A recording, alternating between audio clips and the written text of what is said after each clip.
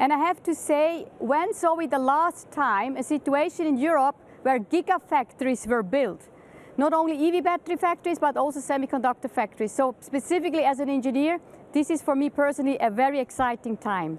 Today we see really massive investment into greenfield factories, and it's really a talk to say what can we do to make this industry specifically in Europe and in US more competitive. So I'm Barbara Frey, Executive Vice President for Industrial Automation in Schneider Electric, and I'm guiding you through this session here. I would like to invite you to a journey into the industries of the future through the lens of an EV battery manufacturing market. And you will hear, and it's only not about technology, it's also about the importance of attracting talent and the landscape of a rapid market which is rapidly growing and having the right workforce in place.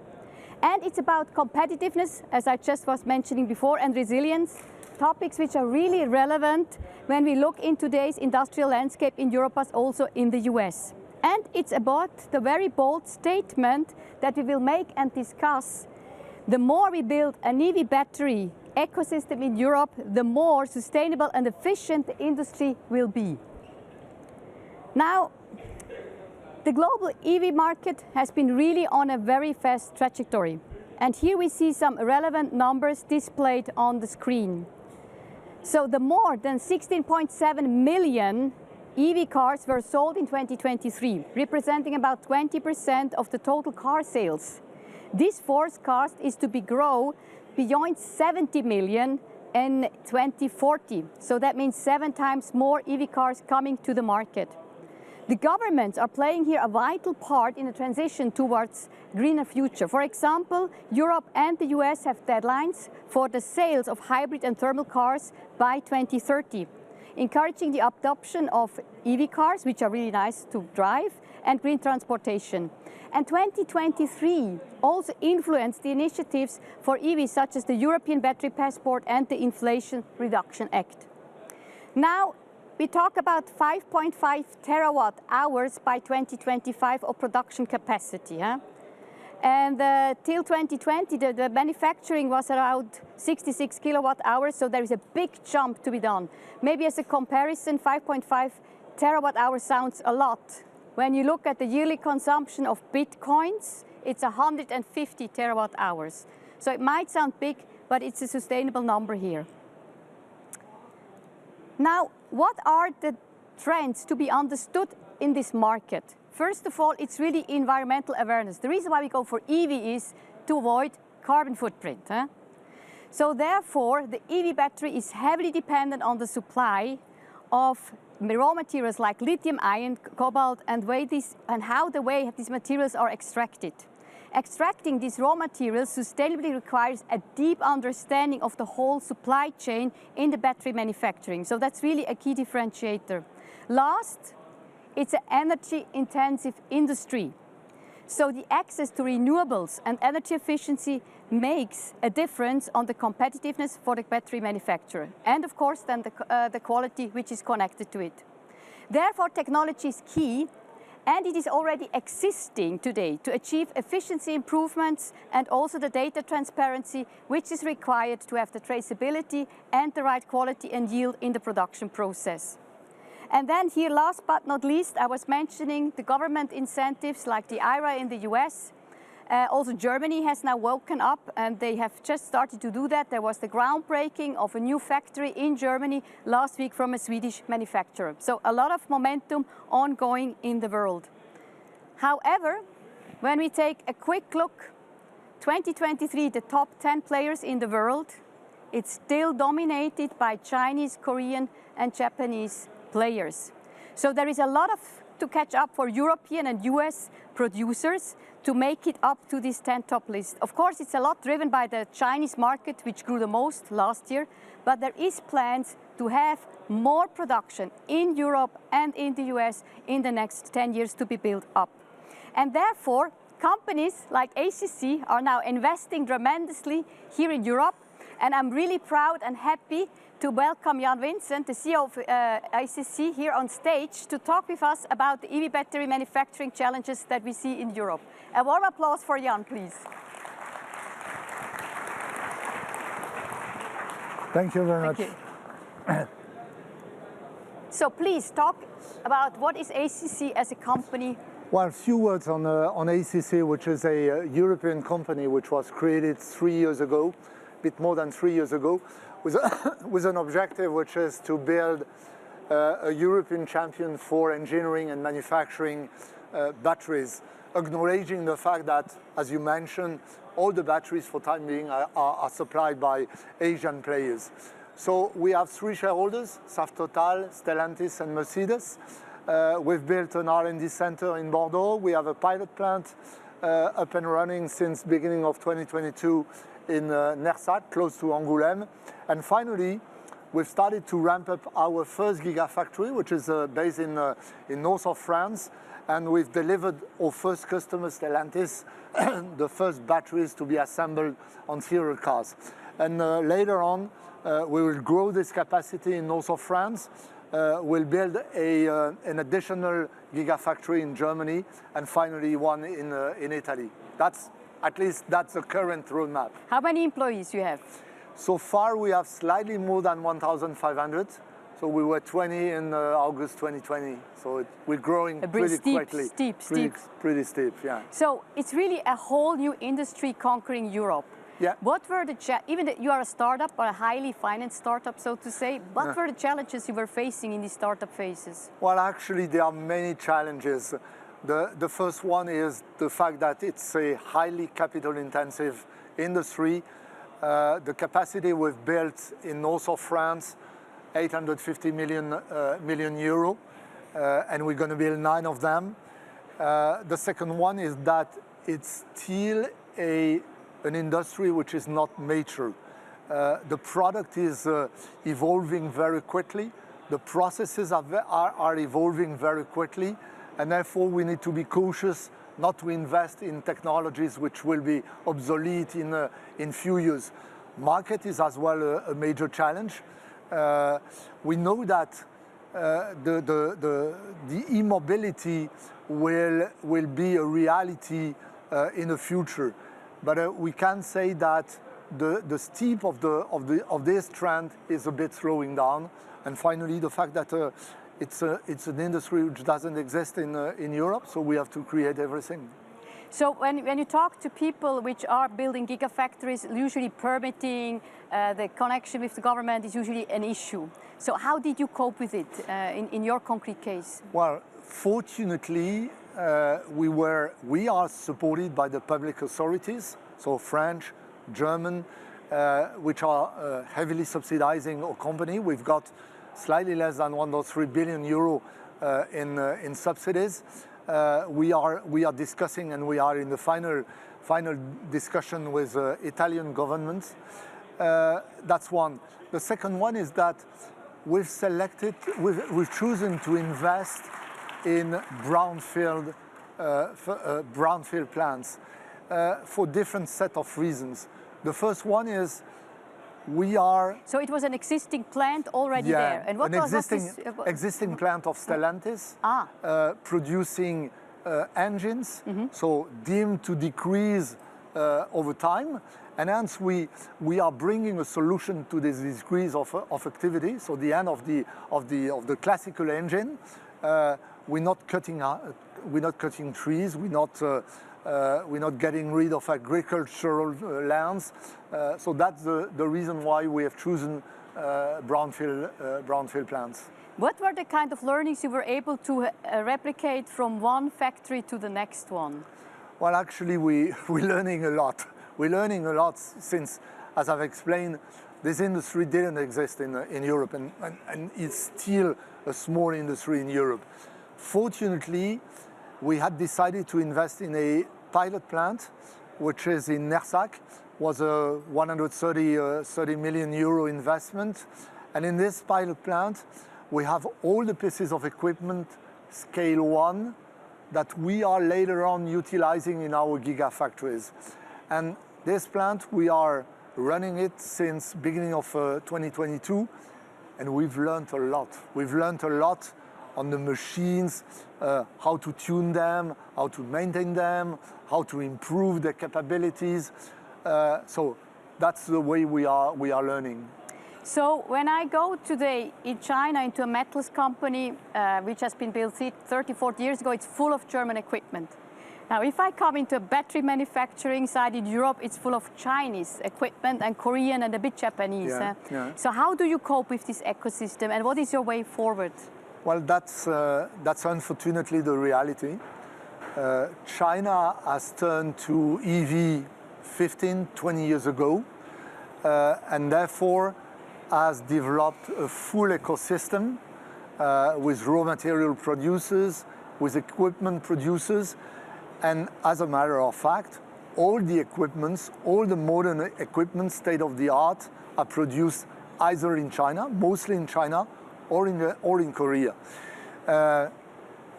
Within our gigafactory, only the end of the process, the module assembly, is delivered by a European supplier. At the same time, we are trying to grow European equipment machine builders. And how are you doing this? How are you doing this? Well, I mean, they are developing on their own. We are testing their products, quote unquote, but it takes time. The problem is that it takes time, and they're fighting against giants which are supplying for 15, 20 years. So the battle is not over, but it's going to be a very, very difficult battle for them. Similar to ore versus the Asian cell manufacturers. So, but what kind of messages? We have some customers here, they are panel builders, they are system integrators. What is the message you would give to them to say, okay, if you want to be part of this ecosystem? Well, I mean, we need for sure balancing our supply of equipment. We can't rely, that's my view, we can't rely on a supply which would be 100% a Chinese one or Korean one.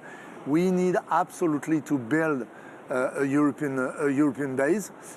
We have to partner in order to be able to bring these equipments at some point of time. Maybe it will be in 5 years' time from now. It won't be tomorrow. It will take time, but we can partner. And what is the criteria you would apply to select a partner? What would be on top of my mind, this is a reliable partner, this is someone I really want to build on? Well, obviously we cannot rely on partners which have already an experience of this industry, because one more time, they don't exist in Europe. Within our teams, we have some Chinese guys, we have some Korean guys who have experienced gigafactories, but they are in limited numbers. Apart from them, we are relying on equipment builders, Chinese equipment builders, Korean equipment builders. The key selection for us in Europe is the mindset. I mean, they want to partner with us. They acknowledge that themselves, as we do, they have to learn. And since they have to learn, it's an investment. It's an investment on their own. They can't charge us as if they were already knowledgeable about everything. They're not. So they're learning. If they are willing to learn, if they are willing to invest on this industry, I mean, it's a way to make the deal. So good message here, huh? So you need to invest first before you can really get into the big business in EV batteries. As we are doing, we are learning. I mean, I won't pay for a company which is not a major company, which is learning. I accept they learn with me, but they pay for it. Yeah.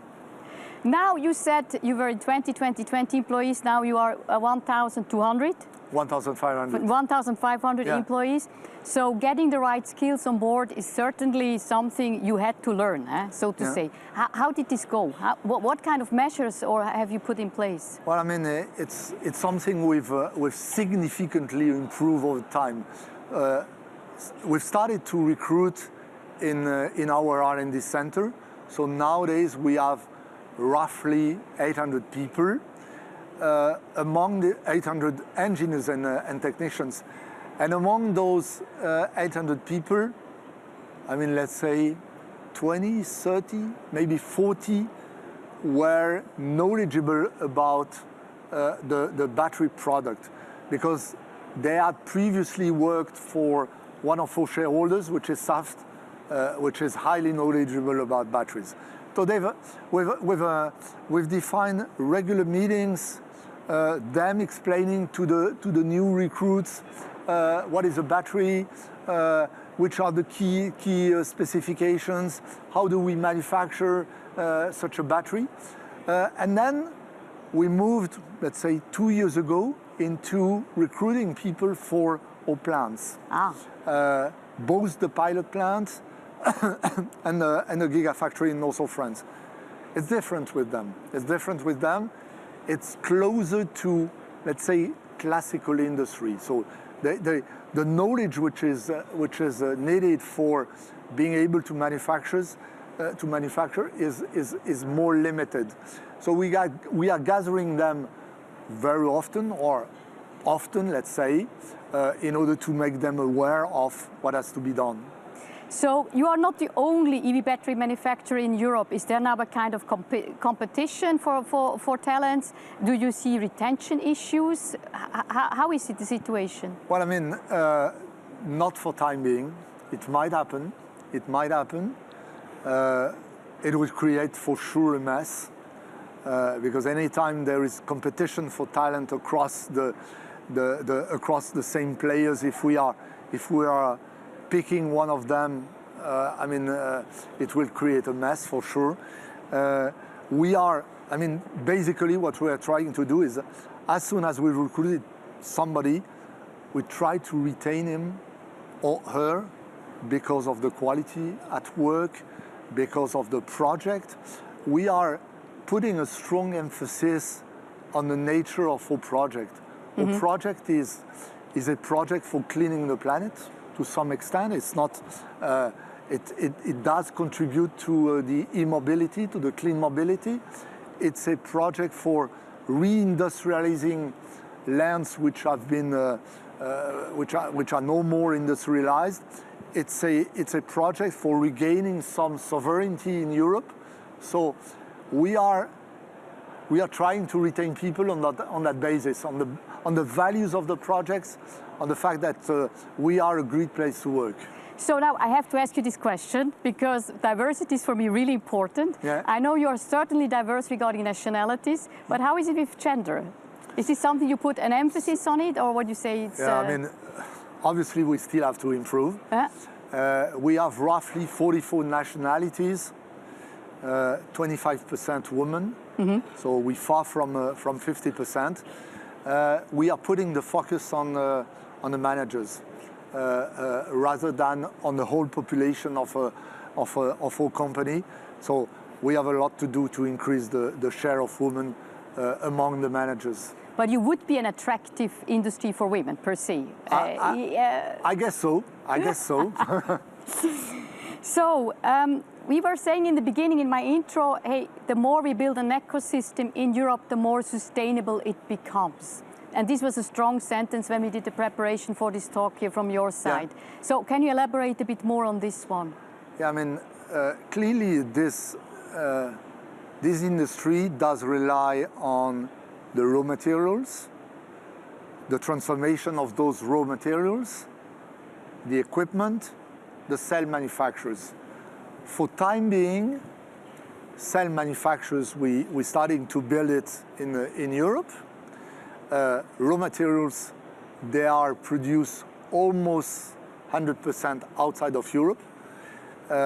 Equipment we've already spoken of. Indonesia, for instance, is an important market here. Indonesia, Chile, Argentina, etc. So it's clear that from a CO2 footprint perspective, from a logistics cost perspective, from a quality of relationship with the suppliers, we need to rely on a European basis.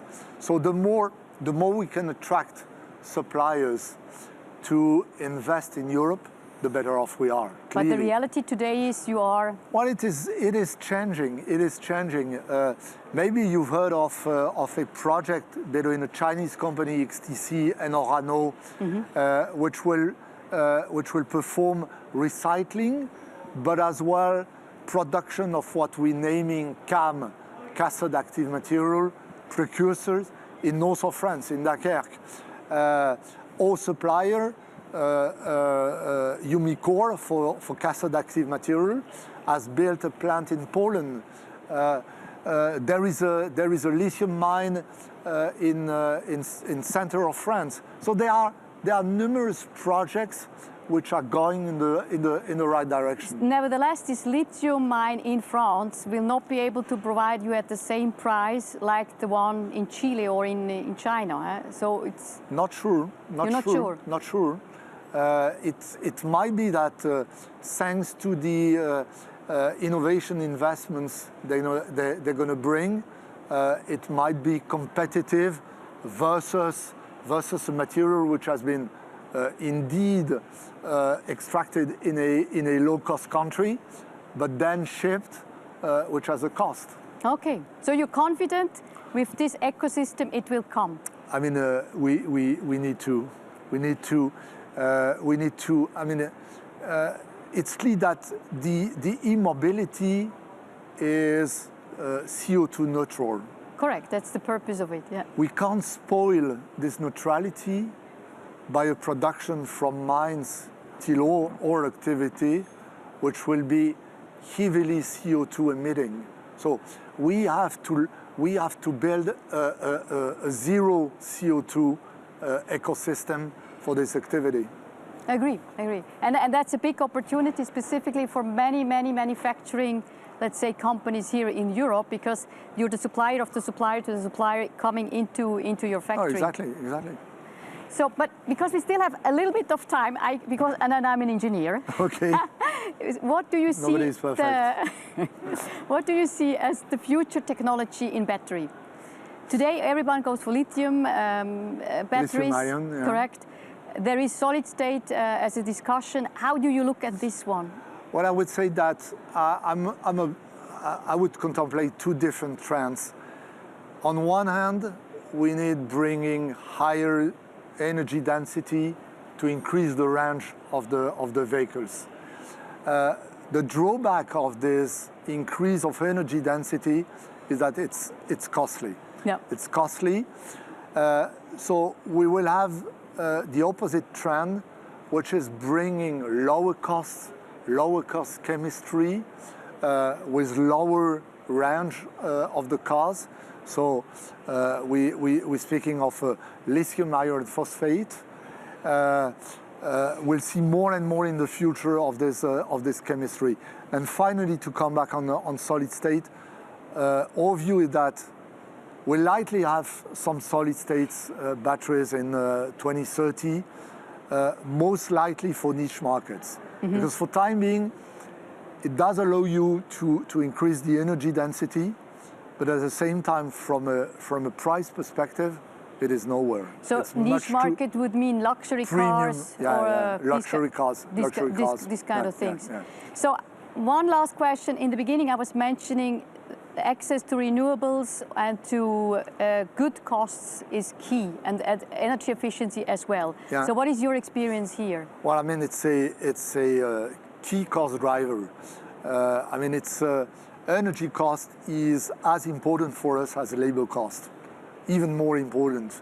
We're going to need, in our north of France factory, but will be alike in Germany and Italy, roughly a power of 500 megawatt, which is 1/3 of a nuclear central. We will consume 1 terawatt hour per year. Hence, the quality of the supply, of the electricity supply, is paramount for us. So the availability, reliability, the fact that it be CO2 neutral, so either renewable or nuclear. In France, and cheap. We consider that 60 to 70 euro per megawatt hour should be the maximum, all in. So production plus distribution plus taxes. That's really low. Well, that's what we can get in Spain, for instance. Mm-hmm. In France, with the nuclear power. So you are there already in that sense. In France. Okay. Yeah. So thanks a lot, Jan, for this very interesting discussion. I will quickly conclude here. What you see here is in principle what we as Schneider Electric can provide to the EV battery industry. So it starts with early engagement consulting, which by the way we also did with Accor. We look at end-to-end traceability for the transparency in the process. Also then digital and efficient building automation. There is a whole range of different solutions. And please go out to the Innovation Summit. There are a lot of experts who can give you here a good overview of what's going on.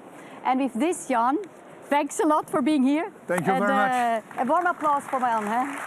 Thank you. Thank you very much. Thank you.